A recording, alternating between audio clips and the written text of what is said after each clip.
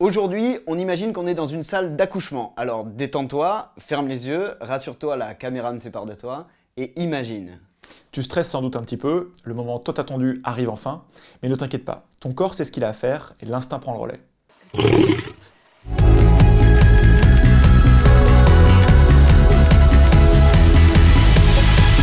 Alors dans cette salle, il peut y avoir du monde.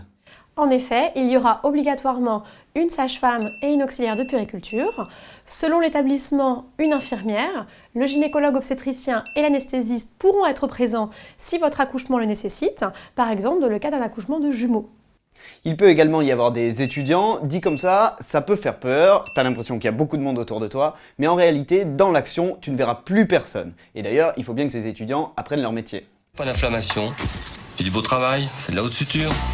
Dans cet épisode, on t'explique 1. Comment faire si tu veux que celui qui t'accouche te connaisse au-delà du dossier qu'on lui a donné sur toi, et 2. Pourquoi c'est souvent l'inverse qui se passe, et surtout, pourquoi c'est pas grave du tout. L'accouchement a une durée très variable selon les femmes. Il peut aller de quelques heures à plus de 12 heures. Ma femme et moi, ça a duré 12 heures, et je dois dire que j'ai pas vu le temps passer. Du coup, tu te doutes bien que l'équipe qui va t'accueillir, elle a commencé à travailler bien avant que tu arrives, et elle va pas attendre la fin de l'accouchement et les premiers cris du bébé pour arrêter de travailler et aller se reposer. Oui, et pour une raison simple, les équipes travaillent sur une période de 12 heures.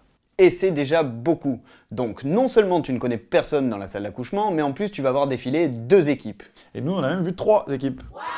Ouais, juste le temps d'être à l'aise avec celui ou celle qui passe régulièrement entre tes jambes, et c'est un autre qui débarque. Du coup, ça donne un truc comme ça. Ok, bon, tout a l'air de bien se passer, je pense que vous accoucherez d'ici une quinzaine de minutes, il me reste donc à vous souhaiter bonne chance. J'ai été enchanté de vous rencontrer, et je vous laisse entre de bonnes mains. Alors on se met dans la situation où tu veux absolument que celui qui va faire ton accouchement soit quelqu'un que tu connaisses déjà un petit peu avant ce moment. Et moi j'ai envie de dire, pourquoi pas. Après tout, si ça te rassure et que ça te permet de vivre sereinement la grossesse et la perspective de l'accouchement, on est d'accord. Et je te comprends, après tout, c'est un petit peu comme si tu avais envie que celui qui va faire la réparation de ta voiture soit celui qui a déjà fait toutes les révisions. Oh là là là là, mais la comparaison... Oh putain, oh tu vas avoir des problèmes toi. Retiens bien ce qui suit. Il y a 2 moyens pour être accouché par la personne qui a également fait ton suivi de grossesse. Le premier moyen et le plus connu, c'est le gynécologue obstétricien. Pour que ça marche, il faut réunir 3 conditions. La première est celle d'accoucher dans une clinique privée. En effet, dans le public, on ne choisit pas la personne qui vous accouche, et ensuite il faut aller dans la clinique dans laquelle il exerce. 2. Il faut qu'il arrive à temps. En effet, l'accouchement est géré par la sage-femme jusqu'à la phase d'expulsion. 3. Il faut qu'il soit disponible le moment où ça arrive de façon naturelle, où il faut que ton accouchement soit programmé, ce qui est quand même un peu moins sympa. Mais quel que soit le prix que tu y mets, cet homme-là ou cette femme-là a une vie en dehors de toi et de ta grossesse. Donc ce n'est pas garanti à 100% qu'il soit disponible le jour J. Le second moyen est moins courant et moins connu. Certaines sages-femmes libérales proposent un suivi global qui inclut l'accouchement. Ça peut être un accouchement moins médicalisé, tendance retour au naturel oblige. C'est pas forcément recommandé pour les plus flippettes, mais ça intègre plus de proximité et d'humanité avec celui ou celle qui t'accouche. Et ça se fait pour les plus aventureuses à la maison ou sur des plateaux techniques mis à disposition par certaines maternités pour ces sages-femmes. Pas très courant, mais ça se fait. D'ailleurs, en France, ça va bientôt arriver dans ce qu'on appelle des maisons de naissance. Ce sont des maisons en cours d'expérimentation où l'accouchement se fait sans médicalisation. Par exemple, la gestion de la douleur se fait sans péridurale. Commençons par le fait. Dans la grande majorité des cas, personne dans la salle d'accouchement ne te connaît. Pourquoi ? Pour te connaître, médicalement parlant, il faudrait avoir assuré ton suivi de grossesse. Et le suivi de grossesse, on l'a vu dans l'épisode dédié, peut être réalisé par le gynécologue obstétricien et par 3 autres types de praticiens. Mais aucun d'entre eux ne sera présent dans la salle d'accouchement le jour J. Le généraliste, c'est juste pas son job de faire des accouchements. Quant au gynécologue, celui en tout cas qui te suit depuis que tu es en âge de prendre la pilule, Soit environ 14 ans si t'es né après les années 2000, génération YouPorn, les boules de geisha pour la rééducation du périnée, enfin on vous en reparlera. oula, ce gynéco-là, qu'on appelle le gynéco médical, l'accouchement c'est pas sa spécialité. Sa spécialité c'est le suivi tout au long de ta vie du bon fonctionnement de ton appareil génital. Petite parenthèse, il existe 2 types de gynécologues.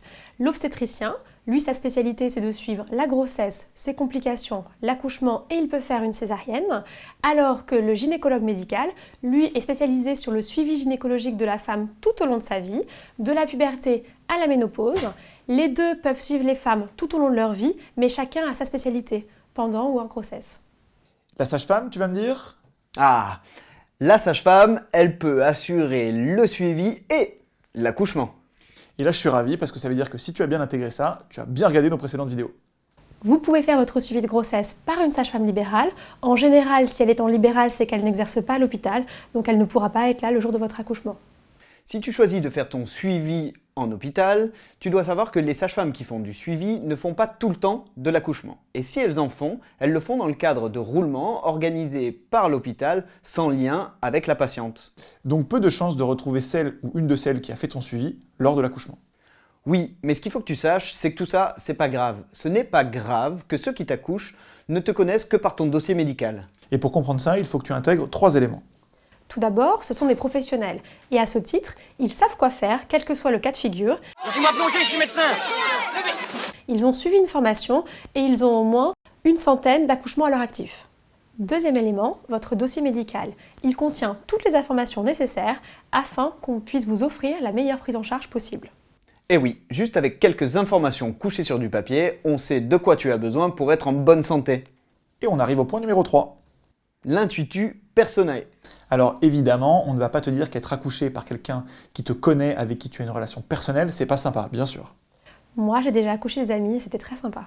Il y en a qui ont de la chance. En ce qui vous concerne, venez le jour J avec une bonne dose d'écoute et de respect, et l'équipe qui vous accompagnera le fera avec sympathie et empathie.